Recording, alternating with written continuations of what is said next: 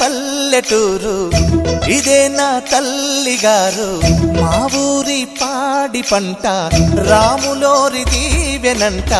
తల్లి గోదావరి నీళ్ళు కడిగే సీతమ్మ పాదాలు.